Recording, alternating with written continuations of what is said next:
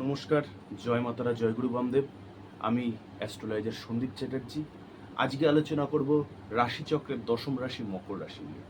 এই মকর রাশির মানুষের যে শত শত যন্ত্রণা, এই যন্ত্রণার মুক্তি কবে, তাদের জীবনে যে এত বাধা, এত সমস্যা, তার মুক্তি কবে। তো রাশিচক্রের দশম রাশি হচ্ছে মকর রাশি। মকর রাশির অধিপতি দেবতা হলেন শনি। শনি হচ্ছেন আমাদের কর্মফলদাতা, আমাদের ন্যায়দাতা।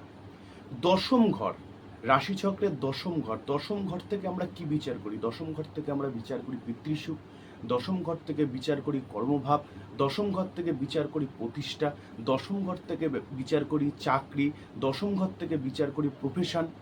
অনেক কিছু আমরা দশম ঘর থেকে বিচার করি।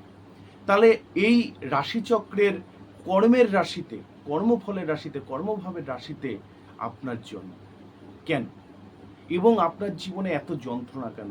আমি মকর রাশির যত জাতক জাতিকা আমার কাছে যারা এসছেন, যাদেরকে আমি প্রেডিকশন করেছি, বেশিরভাগ মানুষকেই দেখেছি শত শত যন্ত্রণা। এবং হয়তো আপনারা অনেকেই জানেন যে আগামী 29শে মার্চ মকর রাশির 7.5 পূর্ণ সমাপ্তি হচ্ছে। তাই অনেকে ভাবছেন যে 7.5 চলে যাচ্ছে, হয়তো জীবনে অনেক কিছু সুন্দর হবে, অনেক ভালো হবে, অনেক কিছু আশানুরূপ ফল আপনারা পাবেন। কিন্তু আমিও চাই সেটা হোক, হয়তো হবে, কিছু ক্ষেত্রে হবে, কিন্তু সবার ক্ষেত্রে কিন্তু সেটা সম্ভবপর না। তার কারণ, যাদের যে সমস্ত জাতক জাতিকার মকর রাশির 7.5 সমাপ্ত হচ্ছে, যদি তাদের দশা এবং অন্তর্দশা যদি ভালো চলে, তবে যে 7.5 পিরিয়ডে আপনি যদি কোনো ভুল ত্রুটি যে কর্মগুলো করেছেন, সেইগুলো তার কাছে করজোরে ক্ষমা চেয়ে আসবে। এবং প্রতি শনিবার দিন করে মকর রাশির জাতক জাতিকাদেরকে বলবো, প্রতি শনিবার দিন করে দক্ষিণা কালীর মন্ত্র পাঠ করতে। মকর রাশির অধিপতি দেবতা হচ্ছেন শনি, শনির আরাধ্যা দেবী কিন্তু দক্ষিণা কালী। তাই মকর রাশির মানুষকে যদি সারা জীবন ভালো থাকতে হয়, অবশ্যই অবশ্যই দক্ষিণা কালীর ধ্যানটা অবশ্যই করতে হবে। এবং মকর রাশির মানুষ যারা যারা বহুত জায়গায়, অনেক কিছু করেছেন, অনেকের কাছে গেছেন, কোনো সমস্যার সমাধান পাচ্ছে না, তাদের উদ্দেশ্য শুধু একটা কথাই বলবো, যে আপনারা আপনার যিনি ইষ্ট দেবী হবে বা যে ইষ্ট দেবতা হবে, যে ঈশ্বরকে আপনি পুজো করেন, সকালবেলা উঠে, ব্রহ্ম মুহূর্ত উঠে, 3:30 ভোর 3:30 থেকে 6টা অবধি, সকাল 6টা অবধি কিন্তু ব্রহ্ম মুহূর্ত। এই ব্রহ্ম মুহূর্ত উঠে আপনারা স্নান করে সেই ইষ্ট দেবতার নাম জপ করুন। মহানাম 16 নাম 32 অক্ষর, সেই মহানাম জপ করুন। এবং আপনার যিনি ইষ্ট দেবতা আছে, পারলে তার বীজ মন্ত্রটা জপ করুন, দেখবেন অনেক ভালো থাকবে। একটু কালো পোশাক পরুন, মকর রাশির মানুষ অনেক ভালো থাকবে।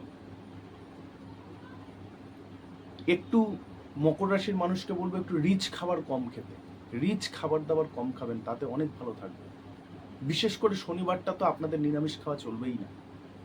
যদি সারা জীবন শনিবারটা মানতে পারেন, মাছ মাংস ডিম হালকা খাবার, তাহলে আপনাদের অনেক ভালো হবে। এবং মকর রাশির মানুষকে বলবো মানুষের সাথে কথা কম বলতে। মকর রাশির মানুষের মধ্যে খুব কথা বলার প্রবণতা, যখন কথা বলবে প্রচণ্ড বলবে, যখন বলবে না তো বলবেই না।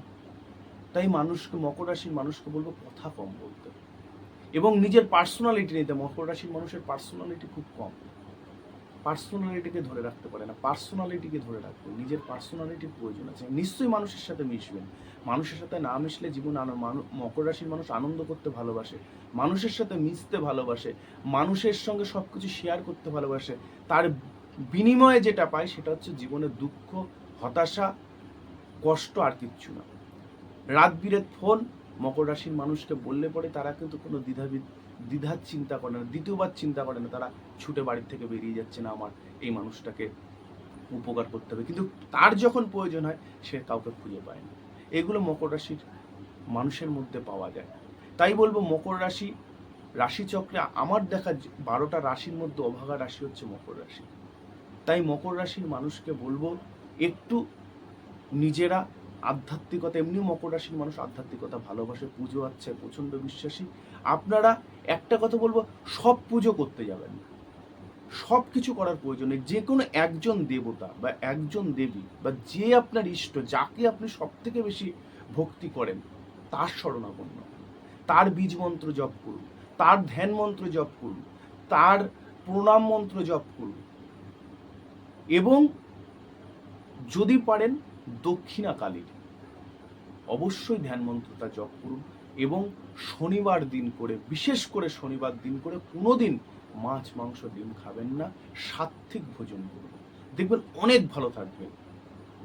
মকর রাশির মানুষকে আরও একটি কথা বলবো, যদি পারেন একটি পাকা লোহার আংটি বা অশ্বকুরের আংটি মিডিল আঙুলে পরবেন, আশা করি জীবনে অনেক ভালো থাকবে।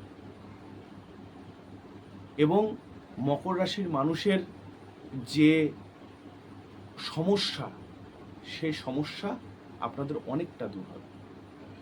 তাই আপনাদেরকে বলবো, আপনারা আগামী 29শে মার্চ আপনাদের 7.5 সময়টা শেষ হচ্ছে, আপনাদের জীবনে অনেক ভালো হোক, অনেক মঙ্গল হোক, অনেক শুভ হোক। দীর্ঘ 7.5 বছর প্রচণ্ড ডিপ্রেশন, প্রচণ্ড যন্ত্রণা, প্রচণ্ড কষ্ট, নিজের আত্মীয় স্বজন বিয়োগ, শ্বশুরবাড়ির থেকে বিচ্ছেদ, মান সম্মান হানি, টাকা পয়সা নষ্ট, শরীর খারাপ, ব্যবসায় আপস অ্যান্ড ডাউন, চাকরি চলে গেছে, ভালো জায়গায় কাজ করতেন সেখান থেকে অনেক দূরে ট্রান্সফার হয়ে গেছেন, অনেক জীবনে সমস্যা হচ্ছে, অনেক জীবনে সমস্যা, সন্তানের থেকে দিক দিয়ে মান সম্মান গেছে। কিন্তু আশা করি আগামী 29শে মার্চের পরে আপনাদের দিনটা ভালো আসবে। তাই সামনে আর বেশ কিছু দিন আছে, একটা শনিবার দেখে শনিবার দিন বড় ঠাকুরের মন্দিরে গিয়ে পুজোটা দিন, আর প্রতি শনিবার করে দক্ষিণা কালীর মন্দিরে পুজো দিন, দক্ষিণা কালীর ধ্যান মন্ত্র করুন, তাহলে দেখবেন খুব ভালো থাকবে। এছাড়াও যারা আমার সাথে যোগাযোগ করতে চাচ্ছেন, স্ক্রিনে দেওয়া নম্বরে আমার সাথে যোগাযোগ করবেন, আর প্লিজ চ্যানেলটা সবাই সাবস্ক্রাইব করবেন। নমস্কার।